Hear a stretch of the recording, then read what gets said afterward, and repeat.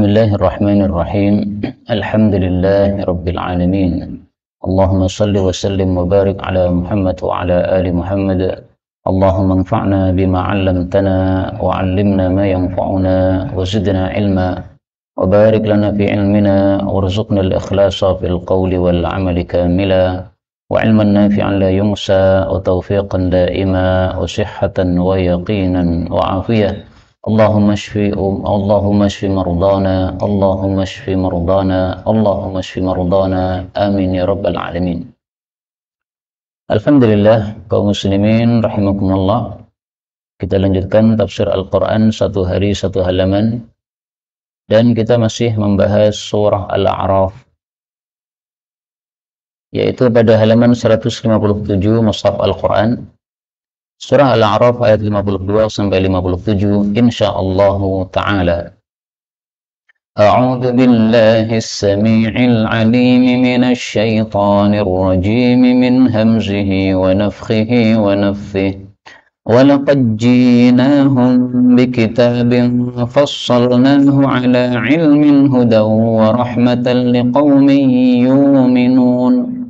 هل ينظرون إلا تأويله يوم يأتي تأويله يقول الذين نسوه من قبل قد جاءت رسل ربنا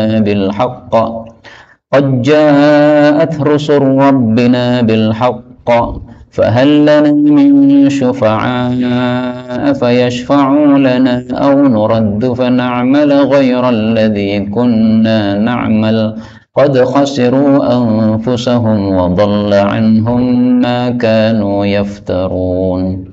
إن ربكم الله الذي خلق السماوات والأرض في 6 أيام ثم استوى على العرش يغشي الليل النهار يطلبه حثيثا والشمس والقمر والنجوم مسخرات بأمره إن ألا له الخلق والأمر تبارك الله رب العالمين.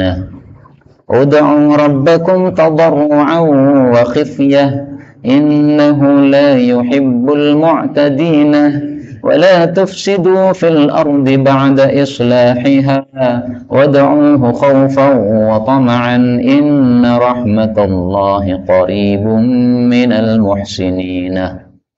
وهو الذي يرسل الريح نشرا بين يدي رحمته حتى إذا أقل السحابا ثقالا سقناه لبلد ميت فأنزلنا به الماء فأخرجنا به من كل الثمرات كذلك نخرج الموتى لعلكم تذكرون. Alhamdulillahi rabbil alamin. Allahumma arhamna bil Qur'ani amin. Pada ayat-ayat yang kita baca ini ada beberapa kata yang boleh dibaca dengan dua bacaan. Pada ayat 52, walaqad ji'na, ini dal ketemu jim boleh idgham karena makhrajnya berdekatan. Walaqad ji'nahum, qiraah Abu Amr, riwayat Susi. Kemudian ayat 53, nun ketemu nun, alladzin nasuhu, ini boleh idgham juga. Qad ja'at, lagi-lagi dal ketemu jim, boleh idgham. Rusul rabbina, lam ketemu ra, boleh idgham.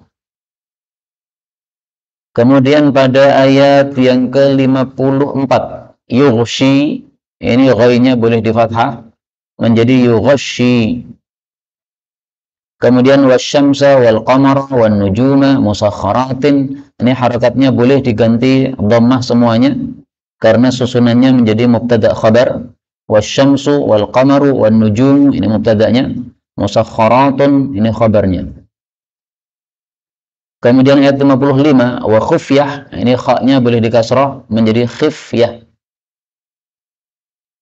Kemudian ayat yang ke-57, wahwa, seperti biasa ha boleh disukun, qiraah Ibnu Katsir, wahwa. Kemudian ar-riyaha boleh dijadikan mufrad menjadi ar-riha. Kemudian biasanya dibaca apa ini?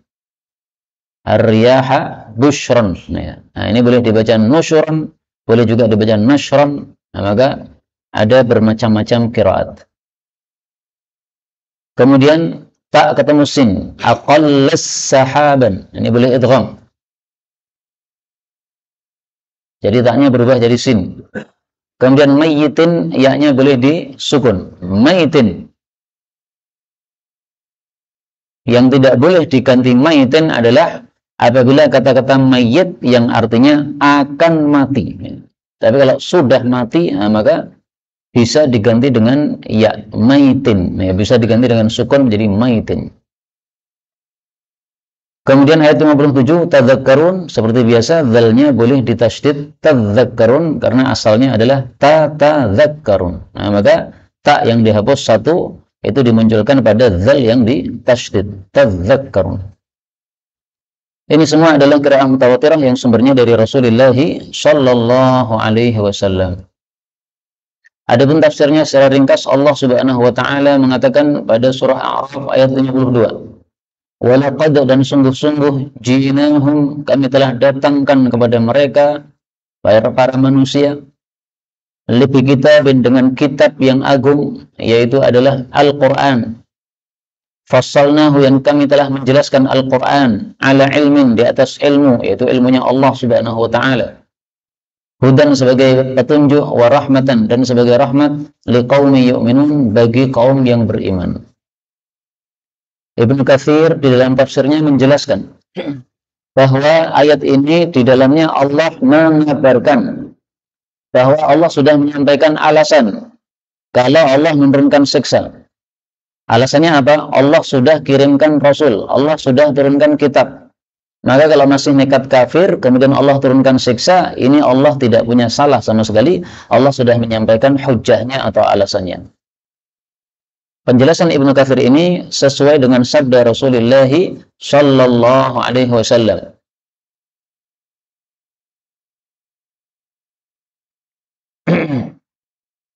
Rasul sallallahu alaihi wasallam bersabda, "Wala ahada ahabbu ilaihi al-'udhru min Allah." Tidak ada orang yang lebih senang untuk menyampaikan alasan daripada Allah. Min ajli dzalika, dari sebab itulah anzalal kitaba, Allah turunkan kitab-kitab. Wa arsulur rusul, dan Allah pun utus para rasul. Nah, sehingga kalau masih kafir, Allah sudah punya alasan untuk menyiksa mereka. Kemudian pada ayat ini disebutkan bahwa Quran itu fassalnahu ala ilmin, dijelaskan oleh Allah di atas ilmu. Maka Al-Quran isinya adalah ilmu Allah, maka tidak mungkin salah Al-Quran. Kalau kitab selain Al-Quran, maka pasti ada salahnya. Saya setiap kali menulis buku, kemudian setelah dicetak, setelah itu saya baca, pasti ada salahnya. Tidak pernah tidak ada salahnya. Pasti ada salahnya. Harokatnya yang dhammah menjadi fathah, yang fathah menjadi kasrah, pasti. Tapi Quran tidak mungkin ada salahnya. Karena apa? Berdasarkan ilmu Allah. Maka ayat ini seperti ayat yang lain, surat An-Nisa ayat 166, Allah mengatakan anzalahu bi'ilmi. Allah telah menurunkan Al-Quran dengan ilmunya Allah. Maka tidak ada salahnya sama sekali. Kemudian di sini Allah katakan bahwa Quran itu huda, petunjuk, dan rahmat bagi orang-orang beriman. Sementara pada surat Al-Baqarah Allah mengatakan bahwa Al-Quran tidak hanya petunjuk untuk orang-orang beriman, tetapi untuk seluruh manusia. Hudan linnasi. Al-Baqarah ayat 185. Syahrul Ramadan alladzi unzila fihi al-Quran hudan linnas. Quran untuk petunjuk seluruh manusia. Demikian juga surat Ali Imran ayat 4.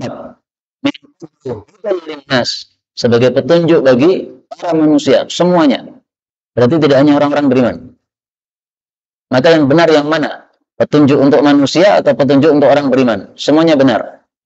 Karena ayat yang mengatakan petunjuk untuk manusia itu maksudnya adalah tujuan awalnya untuk petunjuk manusia. Tapi akibatnya atau akhirnya hanya yang mengambil petunjuk orang-orang beriman. Sehingga orang-orang kafir tidak mendapatkan manfaat sama sekali dari Al-Quran karena mereka tidak mau mengamalkan isinya. Seperti resep dokter, kalau tidak dipakai untuk beli obat tidak akan ada gunanya, meskipun dibaca 1000 kali nggak ada gunanya. 53. Hal yang duruna, tidaklah mereka menunggu illa ta'wilah, kecuali ta'wil dari Al-Quran. Yauma ya'ti, pada hari ketika datang, ta'wiluhu, ta'wilnya Al-Quran, yaqulu, berkatalah alladzina nasuhu, orang-orang yang meninggalkan Quran, min qablu, dari sebelumnya, yaitu sebelum datangnya hari tersebut. Ja'at, sungguh telah datang rusulu rabbina, utusan-utusan pemelihara kami, bil haqqi, dengan membawa kebenaran. Lana, maka apakah ada bagi kami, min syufa'a, orang-orang yang memberikan syafaat, fayashfa'u lana, lalu mereka akan memberikan syafaat kepada kami, au nuraddu, atau kami dikembalikan, yaitu ke dunia, fana'mala, maka kami akan beramal, ghairal ladzi, selain yang kunna na'mal, adalah kami dulu sudah beramal. Jadi ingin berubah amalnya menjadi baik. Allah katakan, qad khasiru, sungguh mereka telah merugikan anfusahum, diri mereka sendiri, yaitu dengan sebab masuk neraka, wa dhalla anhum, dan dan lenyap dari mereka, maka no yaftarun, apa saja yang mereka dahulu membuat-buat, yaitu tuhan-tuhan yang mereka sembah, semuanya lenyap, semuanya hilang. Kaum muslimin rahimani rahimakumullah, yang dimaksud mereka tidak menunggu kecuali takwilan Quran. Maksudnya, orang-orang kafir tidak menunggu kecuali bukti dari kebenaran Quran, yaitu siksa yang diancamkan oleh Al-Quran, surga dan neraka yang disebutkan oleh Quran. Mereka menunggu datangnya hal tersebut. Kalau sudah datangnya hal tersebut, baru mereka akan menyadari kebenaran Quran. Kalau sudah datang siksa Allah, baru mereka akan beriman. Tapi hal ini tidak ada gunanya sama sekali. Karena iman hanya diterima oleh Allah ketika siksa belum dikirim oleh Allah Subhanahu wa taala. Kalau siksa sudah dikirimkan, seperti Fir'aun ditenggelamkan oleh Allah, maka dia mengatakan amantu, saya beriman, tidak diterima imannya oleh Allah Subhanahu wa taala. Itu maksud dari ta'wilahu, ya. Ta'wilannya Quran yaitu datangnya apa yang disebutkan dalam Quran, siksa Allah, surga dan neraka. Maka Allah katakan, yauma ya'ti ta'wilu, nanti ketika ta'wilannya Quran sudah datang, yaitu hari kiamat. Karena pada hari kiamat siksa Allah datang, surga neraka datang. Maka pada saat itulah yaqulul ladzina nasuhu min qabl, orang-orang yang meninggalkan Quran baru menyadari, mereka mengatakan, betul-betul rasul-rasul dulu sudah membawa kebenaran. Jadi mengakui bahwa kitab yang dibawa Rasul adalah kebenaran, tapi pengakuannya sudah terlambat. Ketika sampai akhirat baru mengakui, ini nggak ada gunanya. Allah Subhanahu wa taala menyebutkan dalam banyak ayat bahwa hal ini tidak berguna. Misalnya Allah Subhanahu wa taala sebutkan pada surat Al-Fajr ayat 23, waji'a yauma idzin bi jahannam, pada hari itu neraka jahanam didatangkan.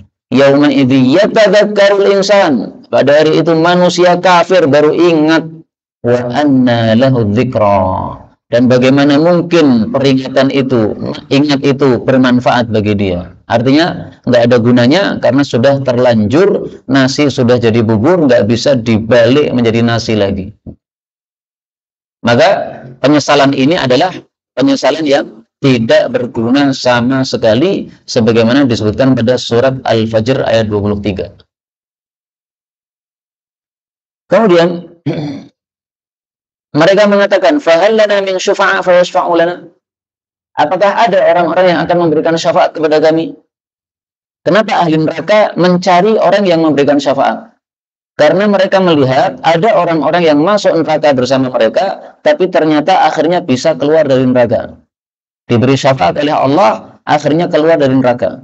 Nah, melihat orang-orang muslim yang masuk neraka bisa keluar dari neraka dengan sebab syafaat, maka mereka bertanya, apakah ada pemberi syafaat yang bisa memberi syafaat kepada kami? Maka jawabannya adalah tidak ada. Kenapa? Karena orang kafir tidak berhak mendapatkan syafaat. Dalilnya dalam ayat yang lain. Allah Subhanahu wa taala mengatakan,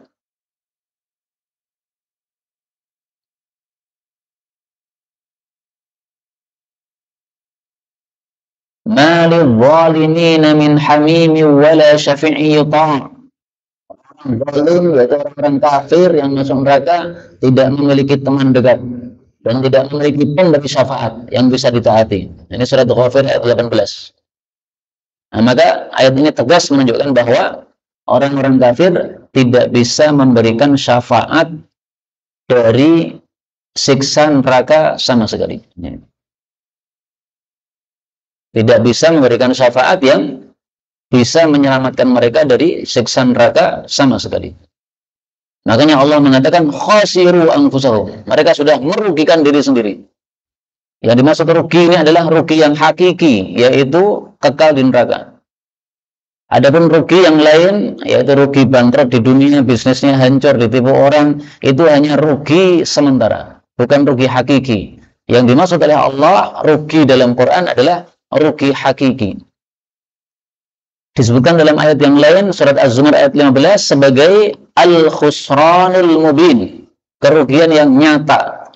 Apa itu kerugian nyata? Masuk neraka kekal. Nah, itu rugi nyata. Orang-orang muslim yang punya maksiat belum diampuni oleh Allah masuk neraka, tapi akhirnya dikeluarkan. Nah, ini bukan rugi yang nyata. Rugi yang nyata adalah kalau kekal di neraka tidak bisa keluar. Na'udzubillahi min syarri dzalik. Kemudian Allah mengatakan di sini, wa dhalla anhum ma kanu yaftarun. Semua Tuhan yang dulu mereka katakan bisa memberikan syafaat, ternyata sudah lenyap semuanya. Di akhirat sudah tidak ada lagi. Bahkan Allah mengatakan kepada mereka, mengejek kepada mereka. Di surat Al-An'am ayat 94. Allah katakan, wa ma nara ma'akum syufa'akum. Kami tidak melihat pemberi syafaat untuk kalian. Alladzina za'amtum annahum fikum syuraka. Yang dulu kalian sangkakan bahwasanya mereka bisa memberi syafaat. Bahwasanya mereka adalah serikat-serikat saya dulu di dunia, sehingga kalian sembah.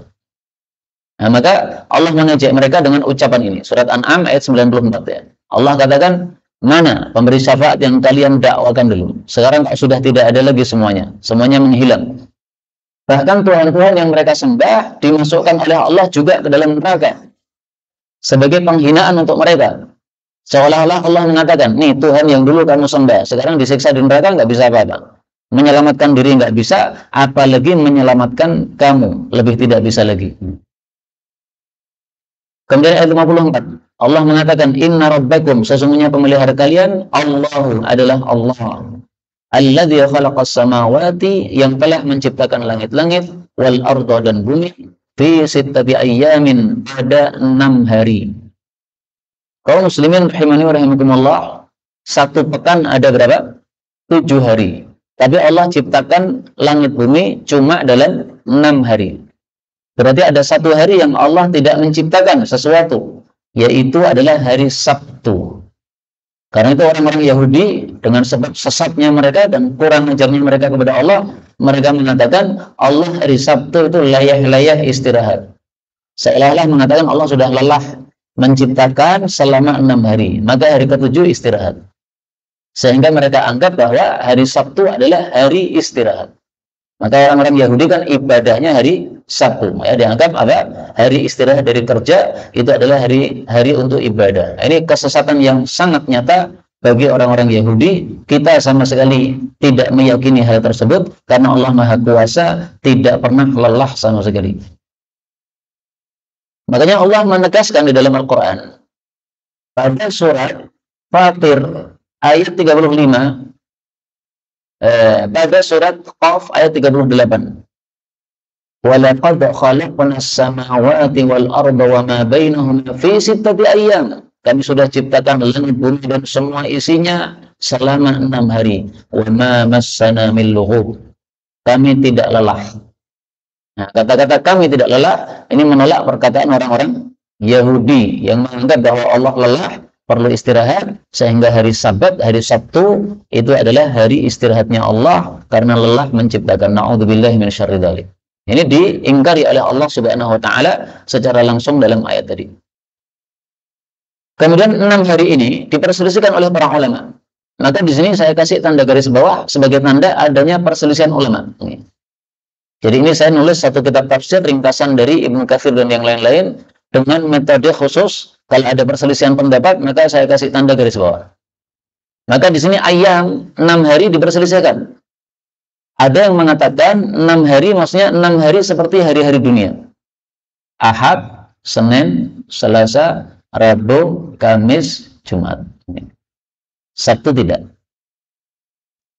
Pendapat yang lain, pendapatnya Imam Ahmad bin Hanbal, beliau mengatakan 6 hari ini adalah masing-masing harinya, satu harinya seperti 1000 hari. Berarti sittati ayyam, 6 hari, berarti sama dengan berapa? 6000 hari. Karena satu harinya seperti 1000 hari, mohon maaf. Ka'alfi sanatin, seperti 1000 tahun. Seperti apa? 1000 tahun. Dalam ayat yang lain Allah Subhanahu wa taala menyebutkan, wa inna yawman 'inda rabbik, dan sesungguhnya hari di hadapan Allah ka'alfi sanatin mimma ta'udun, seperti 1000 tahun, bukan 1000 hari, salah. Seperti 1000 tahun dari apa yang kalian hitung. Nah, ini dasarnya kelompok yang kedua yang mengatakan bahwa 6 hari di sini bukan 6 hari biasa, tapi kulla yaumin ka'alfi sana, setiap satu harinya seperti 1000 tahun. Adapun perincian penciptaan hari-hari ini adalah pada surat Fussilat ayat 9. Khalaqal arda fi yaumin. Allah ciptakan bumi pada 2 hari. Maksudnya hari Ahad dan Senin. Wa ja'ala fiha rawasiya min fawqiha. Allah ciptakan gunung-gunung, Allah berkahi pada gunung tersebut, pada bumi tersebut, pada gunung tersebut, ya. Kemudian Allah tetapkan ada makanan-makanan padanya, itu selama 2 hari lagi, yaitu Selasa dan Rabu. Kemudian Allah ciptakan langit menjadi 7 fi yaumin, pada 2 hari lagi, yaitu Kamis dan Jumat. Nah, itu perinciannya pada surat Fussilat ayat 9 sampai ayat 12. Perincian untuk kata-kata sittati ayyam, 6 hari ini. Wallahu a'lam bishawab. Mana yang dimaksud oleh Allah? Apakah 6 hari ini 6 hari biasa, ataukah 6 hari ini seperti pendapat Imam Ahmad, yaitu masing-masingnya 1000 tahun. Adapun hadis yang terkenal yang diriwayatkan oleh Imam Muslim yang menyebutkan secara terperinci penciptaan langit bumi, maka hadisnya tidak sahih meskipun ada dalam Sahih Muslim. Akhadha Rasulullah biyadi, Rasulullah memegang tangan saya. Lalu Rasulullah bersabda, khalaqallahu azza wa jalla turbata yawmas sabt. Allah ciptakan bumi hari Sabtu. Lalu Allah ciptakan gunung hari Ahad. Lalu Allah ciptakan pohon hari Senin. Lalu Allah ciptakan sesuatu yang tidak disukai hari Selasa. Lalu Allah ciptakan sinar hari Rabu. Lalu Allah ciptakan di bumi binatang-binatang pada hari Kamis. Dan Allah ciptakan Nabi Adam alaihissalam setelah asar hari Jumat. Nah, ini hadis menurut banyak para ulama ahli hadis, hadisnya tidak benar. Yang benar bagaimana? Ini riwayat Abu Hurairah, bukan dari Rasulullah, tapi dari Ka'bul Ahbar. Siapa Ka'bul Ahbar? Ka'bul Ahbar pendeta Yahudi masuk Islam. Nah, maka dia punya riwayat-riwayat Israiliyat, salah satunya ini. Dan riwayat ini tidak benar. Kenapa? Karena di sini disebutkan menciptakan bumi di hari Sabtu. Padahal pada ayat tadi Allah katakan Allah ciptakan langit bumi cukup 6 hari. Nah, kalau hari Sabtu disebutkan berarti totalnya 7 hari. Bertentangan dengan ayat Quran. Maka pasti salah. Yang bertentangan dengan ayat berarti apa? Salah. Karena itu sekali lagi ya, ini hadis riwayat Imam Muslim pada hadis nomor 2789. Ini oleh para ulama dianggap hadisnya tidak sahih dari Nabi. Ini hanya perkataan Ka'bul Ahbar. Demikian pendapat Imam Bukhari dan yang lain-lain. Karena hadis itu bertentangan dengan ayat Quran. Allah mengatakan semastawa, kemudian Allah itu istiwa atau bersemayam alal arsy, di atas singgasana. Nah, di sini Allah bersemayam di atas singgasana. Ini banyak sekali perbedaan pendapat di antara para ulama tentang penafsirannya. Maka saya tampilkan di sini perkataan Ibnu Katsir yang sangat bagus. Beliau mengatakan wa inna ma yuslaku fihi madhhabus salafis salih. Yang benar adalah dalam ayat-ayat seperti ini kita harus pakai mazhabnya salafus salih, sahabat tabi'in tabi'ut tabi'in. Bagaimana mereka? Mereka mengatakan barang siapa yang menyerupakan Allah dengan makhluknya berarti sudah kafir. Barang siapa yang membantah apa yang Allah sebutkan tentang dirinya berarti sudah kafir. Karena itu Apa yang Allah sebutkan tentang dirinya dan Rasulnya harus kita terima. Tidak boleh kita anggap itu menyerupakan Allah dengan makhluk. Allah bersemayam di atas singgasana. Bukan berarti Allah sama dengan manusia, punya bokong, bokongnya duduk di atas kursi, itulah bersemayam. Itu kan manusia. Jadi bersemayamnya manusia di atas singgasana, kalau dia tempelkan bokong pada kursinya. Nah, itu bersemayamnya manusia. Nah, Allah mengatakan tentang dirinya bahwa dia bersemayam di atas singgasana. Jangan dianggap berarti Allah sama dengan manusia. Karena apa? Laisa kamitslihi syai'. Allah tidak ada sesuatu yang semisal dengannya. Maka yang paling bagus adalah kita menetapkan seperti apa yang Allah tetapkan, kita menetapkan seperti yang hadis Nabi tetapkan. Allah mengatakan Allah bersemayam di atas singgasana. Kita ngomong Allah bersemayam di atas singgasana. Selesai, titik. Tidak usah ditafsirkan lebih jauh. Bersemayam itu maksudnya adalah menguasai. Enggak perlu begitu. Takwil-takwil seperti itu bukan metode ulama salaf. Nah, maka di sini saya kasih garis bawah untuk menunjukkan adanya penafsiran yang tidak sesuai ulama salaf, jangan diikuti seperti itu. Kita cukup mengatakan seperti yang Allah katakan, Allah bersemayam di atas singgasana. Bagaimana bersemayamnya? Tidak boleh ditanyakan karena ini perkara gaib, enggak ada yang tahu. Yughashshil lailan nahar. Allah menutupkan malam pada siang. Maksudnya malam ditutupkan pada siang sehingga siangnya lenyap. Demikian juga sebaliknya, siang ditutupkan pada malam sehingga malamnya lenyap. Maka maksudnya ini adalah Allah menggantikan malam dengan siang, siang dengan malam. Itulah maksudnya yatlubuhu hafifa. Dia mengiringinya dengan cepat. Maksudnya masing-masing malam dan siang mengiringi temannya dengan cepat. Malam mengiringi siang, siang mengiringi malam. Kata-kata dengan cepat maksudnya ketika malam datang maka siang langsung pergi. Ketika siang datang, malam langsung pergi. Nggak ada jeda di antara keduanya. Tengah-tengah antara siang malam, nggak ada. Setiap datang malam, pasti siang lenyap. Setiap siang datang, pasti malam lenyap. Sebagaimana disebutkan oleh Allah pada surat yang lain. Allah mengatakan, وَلَلَّيْلُ سَابِقُ النَّهَارِ. Surat Yasin ayat 40. Malam tidak pernah mendahului siang. Maksudnya, ketika datang malam, maka siang langsung lenyap. Ketika datang siang, malam langsung lenyap, tidak ada jeda antara keduanya. Kemudian Allah mengatakan wasyamsu dan matahari, wal qamaru dan bulan, wan nujumu dan bintang-bintang, musakharatan semuanya itu ditundukkan bi amri dengan perintah Allah. Ala ketahuilah lahu hanya milik Allah al-khalqu penciptaan wal amru dan perintah. Maksudnya yang bisa menciptakan hanya Allah, yang bisa ngatur hanya Allah. Allah menetapkan ini ada gerhana, terjadi gerhana. Allah menetapkan ini ada hujan, maka terjadi hujan. Adapun manusia mengatakan pasti nanti tanggal sekian-sekian ada gerhana sesuai dengan ilmu hisab yang mereka kuasai, ilmu falak yang mereka kuasai. Itu hanya berdasarkan dari penelitian mereka saja, tapi seandainya Allah menghendaki yang lain pasti tidak akan terjadi. Jadi ilmu falak yang sudah baku itu, dengannya manusia bisa mengetahui jadwal-jadwal kapan terjadi gerhana dan sebagainya, itu tidak akan terjadi ketika Allah tidak menghendaki. Tapi karena Allah menghendaki, maka terjadi sesuai dengan apa yang mereka teliti tersebut. Dan dari ayat ini, ala lahul khalqu wal amr, diambil kesimpulan oleh para ulama bahwa Al-Quran bukan makhluk. Kenapa? Karena Al-Quran termasuk al-amr, perintah Allah. Sementara Allah membedakan antara al-amr dengan al-khalq, yaitu penciptaan. Berarti Quran bukan makhluk. Ini mungkin bagi sebagian kita sesuatu yang kurang bisa dipahami. Apa sih Quran bukan makhluk?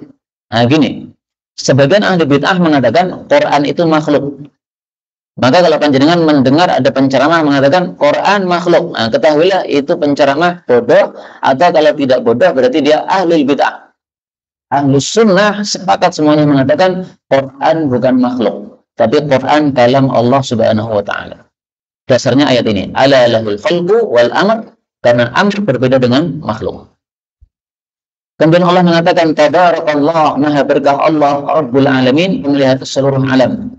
Berkah itu definisinya adalah al-khairul katsirud daim, kebaikan yang banyak yang kontinu. Maka Allah maha memiliki kebaikan yang banyak. Tidak akan pernah putus kebaikan dari Allah subhanahu wa ta'ala. Karena itu kita disuruh oleh Allah untuk berdoa. Berdoalah Rabbukum kepada pemelihara kalian. Tadarruan, dengan tunduk. Wa khufyatan atau wa khufyatan, dan dengan suara yang lirih. Innahu, sesungguhnya dia Allah, la yuhibbu, tidak mencintai, al-mu'tadin, orang-orang yang melampaui batas. Ayat ini menunjukkan bahwa doa ada adabnya. Bagaimana adabnya? Pertama, tadarru', tunduk, tunjukkan ketundukan kepada Allah Subhanahu wa taala. Maka minta yang sungguh-sungguh. Orang minta sungguh-sungguh menunjukkan apa? Dia tunduk sama Allah, menundukkan diri kepada Allah Subhanahu wa taala. Yang kedua, hendaklah khifyah, yaitu dengan suara yang lirih, tidak dengan teriak-teriak. Maka para ulama mengatakan yukrahus siyah fid doa. Makruh hukumnya teriak-teriak dalam doa. Allah mengatakan pada surat A'raf ayat 205, wa dunal jahri minal qaul. Doa itu tanpa mengeraskan suara. Ini hukum asal doa. Tapi bolehkah doa dikeraskan suaranya? Boleh ketika memang diperlukan untuk dikeraskan. Contohnya doa di akhir khutbah Jumat.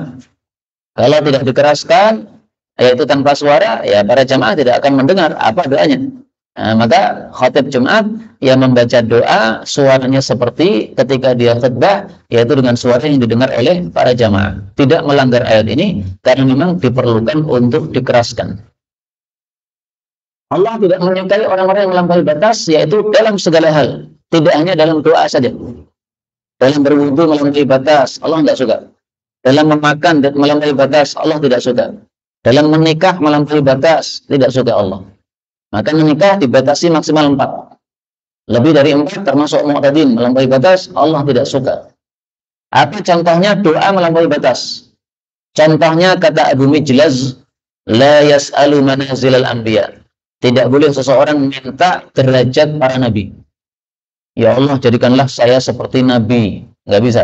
Kamu manusia biasa bukan nabi. Nggak bisa. Manusia biasa setingkat dengan nabi, nggak bisa. Nabi maksum dari kesalahan, dari dosa, sementara manusia selain nabi pasti punya kesalahan, punya dosa. Nah, kita minta supaya dikasih derajat para nabi. Tidak pernah berbuat dosa sama sekali. Tidak mungkin. Tidak pernah salah sama sekali. Tidak mungkin. Ada seorang sahabat Nabi punya anak namanya Ibnu Abdullah bin Mughaffal. Dia mendengar anaknya membaca doa, ya Allah, saya minta istana putih di bagian kanan surga kalau saya besok masuk surga. Nah, maka oleh bapaknya ditegur, wahai anakku, kamu mintalah kepada Allah surga dan berlindunglah dari neraka, sudah cukup. Kenapa? Karena kalau kamu mengatakan saya minta istana putih di kanan surga, itu kata beliau termasuk yang disebutkan oleh Nabi yang taduna fit tuhuri wa du'a. Nanti akan muncul orang-orang yang melampaui batas dalam bersuci dan dalam berdoa. Nah, maka dalam bersuci pun juga tidak boleh melampaui batas. Wudu airnya secukupnya. Mandi junub airnya secukupnya. Tidak berlebihan. Allah tidak menyukai orang-orang yang berlebihan. Kembali ayat 56. Allah mengatakan wala tufsidu, dan janganlah berbuat rusak fil ardi, di bumi, ba'da islahiha, setelah memperbaikinya. Wada'uhu, dan berdoalah kepada Allah khaufan, dalam keadaan takut, wa tam'an, dan dalam keadaan berharap. Inna rahmatullahi, sesungguhnya rahmat Allah qaribun, dekat, minal muhsinin, terhadap orang-orang yang berbuat baik. Jangan berbuat rusak di bumi, maksudnya dengan melakukan maksiat-maksiat. Maka orang membunuh itu berarti merusak di atas muka bumi. Riba itu berarti merusak di atas muka bumi. Zina itu berarti merusak di atas muka bumi. Kenapa maksiat merusak di atas muka bumi? Karena Allah katakan pada surat Ar-Rum ayat 41. Zaharul fasadu fil barri wal bahri bima kasabat aydin nas. Muncul kerusakan di bumi, baik darat maupun laut, gara-gara tingkah manusia. Tingkah maksudnya apa? Dosa-dosa. Rasulullah SAW bersabda, apabila perbuatan fahisyah, perbuatan keji, zina misalnya, muncul pada suatu kaum sehingga tersebar merajalela, maka pasti Allah kirimkan penyakit ta'un, wabah, dan penyakit-penyakit yang belum ada sebelumnya. Dan apabila suatu kaum mengurangi timbangan atau takaran, maka Allah akan kirimkan paceklik, dan Allah jadikan penguasa zalim kepada mereka. Apabila suatu kaum menolak mengeluarkan zakat, maka Allah akan tidak turunkan air hujan dari langit. Kalau tidak ada ternak, pasti tidak akan turun hujan sama sekali. Apabila pemimpin-pemimpin tidak menggunakan kitab Allah Al-Quran sebagai hukum, maka Allah akan menjadikan umat itu saling tengkar antar mereka. Jadi kalau Indonesia ini pengen aman, tidak ada orang-orang yang suka ngepung dan sebagainya, semuanya tentram, damai, maka kuncinya satu, tahkum bikitabillah. Silahkan atur Indonesia dengan Quran, dengan syariat Islam. Indonesia diatur dengan syariat Islam, tidak akan ada lagi orang yang ngebom sana sini. Tapi saling perangnya sesama kaum muslimin, kemudian ada yang ngebom, membunuh sesama muslimin sendiri, itu gara-gara tidak diterapkan hukum Islam di Indonesia. Akhirnya terjadilah seperti yang disabdakan oleh Rasulullah sallallahu alaihi wasallam. Maka di sini Allah melarang, jangan berbuat rusak di atas muka bumi. Salah satunya adalah menggunakan hukum selain hukum Allah, ini berbuat rusak di atas muka bumi. Yang dimaksud khaufan, takut, ini takut dari siksa Allah. Tamaan, berharap, ini berharap terhadap pahala dari Allah. Dan itu menurut guru saya, termasuk perkataan sesatnya orang-orang sufi. Mereka mengatakan, ya Allah, kalau saya beramal karena surga, maka jangan masukkan surga. Kalau saya beramal karena takut neraka, maka masukkanlah saya ke dalam neraka. Tapi saya beramal semata-mata cinta kepadamu, ya Allah. Ini perkataan sesat menurut guru kami. Kenapa? Karena Allah menyuruh kita untuk khaufan, takut. Takut dari apa? Siksa Allah. Tamaan, berharap apa? Surga Allah. Maka orang mukmin memiliki tiga sifat. Ya. Sifat pertama mahabbah, cinta sama Allah. Sikap kedua khauf, takut kepada siksa Allah. Sifat ketiga adalah raja, mengharap rahmat Allah. Nah, sufi tadi hanya mengambil satu sifat, yaitu cinta sama Allah, tidak mau pakai takut, tidak mau pakai berharap. Tapi ini tidak benar. Allah menyuruh kita khaufan wa tama'an. Kemudian di sini Allah mengatakan inna rahmatallahi qaribun minal muhsinin. Rahmat Allah dekat terhadap orang-orang yang berbuat baik. Jadi kalau kita ingin mendapatkan rahmat Allah, marilah berbuat baik. Rahmat Allah akan diturunkan kepada kita. Berbuat baik apa saja? Nah, berbuat baik yang dimaksud dalam ayat ini adalah takwa kepada Allah. Sebagaimana ditafsirkan oleh Ibnu Katsir. Dalilnya apa? Dalilnya pada surat A'raf ayat 156. Nah, maka di sini Ibnu Katsir menafsirkan Quran dengan Quran. Wa rahmati wasi'at kulla syai'. Rahmatku mencakup segala sesuatu. Fasa'aktubuha lil ladzina yattaqun. Akan saya catat rahmat saya untuk orang-orang yang takwa kepada saya. Nah, berarti muhsinin, orang-orang yang berbuat baik, maksudnya apa? Yang takwa kepada Allah Subhanahu wa taala. Dan takwa itu intinya dua, perintah Allah dilakukan, larangan Allah ditinggalkan. Orang seperti itu akan selalu mendapatkan rahmat Allah Subhanahu wa taala. Kemudian ada satu bahasan dari sisi bahasa. Kata-kata rahmat ini adalah muannats, sehingga mestinya di sini qaribatun, pakai tak juga supaya sama-sama muannats. Tetapi kenapa kok qaribun? Ini berarti mudzakkar. Satunya muannats, satunya mudzakkar, ini enggak nyambung nih. Nah, maka jawabnya adalah karena rahmat Allah ini dinisbatkan kepada Allah, dan Allah itu adalah lafal yang mudzakkar. Maka qaribun juga mudzakkar. Ini yang bagi yang belajar ilmu bahasa insyaallah paham. Kemudian ayat 57 terakhir. Allah mengatakan wahwa, dan dia Allah alladzi dzat yang yursilu, mengirim ar-riha, angin, atau ar-riyaha, angin-angin, busyran, sebagai kabar gembira, baina yaday rahmatih, di hadapan rahmatnya. Maksudnya angin dikirim untuk kabar gembira akan datang hujan. Jadi yang dimaksud rahmat adalah hujan. Maka ayat ini dalil bahwa hujan disebut rahmat Allah. Kenapa hujan disebut rahmat Allah? Karena hujan adalah bukti rahmat Allah, atau bekas dari rahmat Allah. Karena Allah punya rahmat, maka Allah turunkan hujan supaya manusia tidak mati. Coba Allah tidak turunkan hujan sama sekali misalnya, maka manusia akan cepat mati. Karena bumi akan kekeringan, kita tidak punya minuman, akhirnya kita mati semua. Maka hujan adalah rahmat Allah. Karena itu disunnahkan kalau turun hujan kita mengatakan hadhihi rahmatullah, inilah rahmat Allah. Hadis riwayat Muslim. Rasulullah sallallahu alaihi wasallam bersabda, berpagi-pagi atau menjadi manusia ini ada yang bersyukur, ada yang kafir. Yang mengatakan hujan adalah rahmat Allah berarti beriman.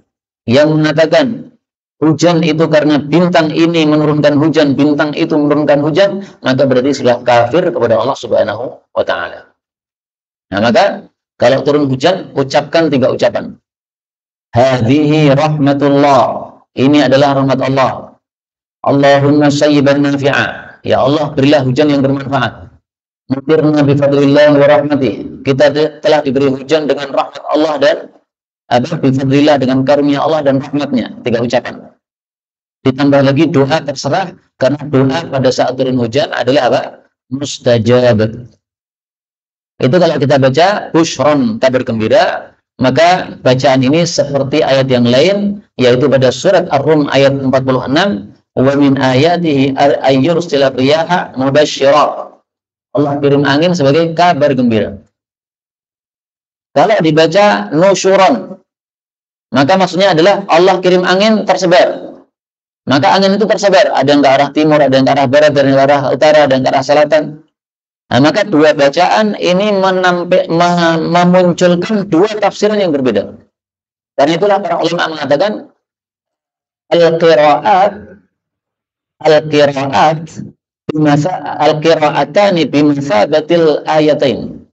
2 bacaan yang berbeda itu sama dengan 2 ayat yang berbeda. Karena 1 ayat mempunyai makna baru berbeda dengan makna yang ayat sebelumnya. Allah mengatakan hatta, sehingga idza aqallat, apabila dia sudah membawa sahaban, angin, awan, thiqalan yang berat, suqnahu, maka kami pun menggiring awan tersebut li baladin mayyitin, kepada negeri yang mati. Yang dimaksud negeri yang mati adalah yang tandus, yang kekeringan. Fa anzalna bihil ma, lalu kami turunkan dengannya air. Fa akhrajna bihi, lalu kami keluarkan dengan air tersebut min kulli tsamarat, dari segala buah-buahan. Maksudnya banyak dari buah-buahan. Kadzalika nukhrijul mauta, seperti itulah kami akan mengeluarkan orang-orang yang mati, yaitu dari kubur, la'allakum tadzakkarun, supaya kalian itu bisa mengambil pelajaran. Jadi Allah Subhanahu wa taala kirim awan yang memikul beban air yang berat menuju ke tempat-tempat yang tandus supaya dihujani tempat tersebut. Nah, ini rahmat Allah Subhanahu wa taala. Allah katakan di sini suqna, kami menggiring, tapi hakikatnya yang menggiring adalah malaikat, karena Allah suruh malaikat. Sebagaimana hadis yang diriwayatkan oleh Tirmidzi, ar-ra'du malakun min malaikatillah. Atau guntur itu adalah malaikat Allah yang ditugasi oleh Allah untuk mengurus awannya Allah. Dia membawa alat pukul dari api yang dengannya dia akan menggiring awan ke tempat yang Allah Subhanahu wa taala kehendaki. Hadis riwayat Tirmidzi sahih.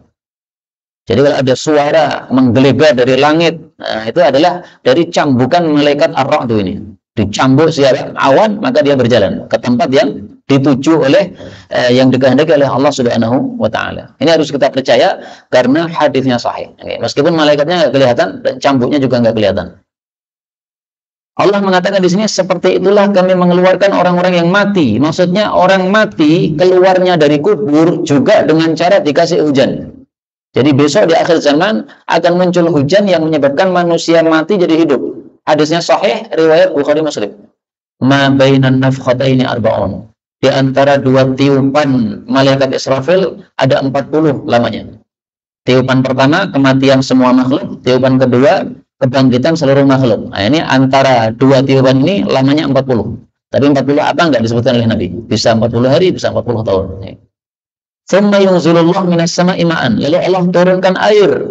Fayambutuna kama yambutul baql. Maka manusia-manusia tumbuh seperti tumbuhnya tumbuhan yang kecil. Walaysa minal insani syai'un illa yabla illa 'azmun wahid. Seluruh tubuh manusia hancur di bumi kecuali 1 tulang, yaitu adalah tulang ekornya, dan dari tulang ekor tersebutlah dia dulu diciptakan, dan dari tulang itulah dia akan dirakit lagi menjadi manusia besok di hari kiamat. Jadi Allah untuk menciptakan manusia sangat mudah, dan untuk membangkitkan manusia setelah mati juga sangat mudah. Cukup dengan air hujan, maka semuanya bangkit. Inilah kekuasaan Allah Subhanahu wa taala, dan inilah yang dapat kita pelajari. Wallahu a'lam bishawab. Walhamdulillahirabbil alamin.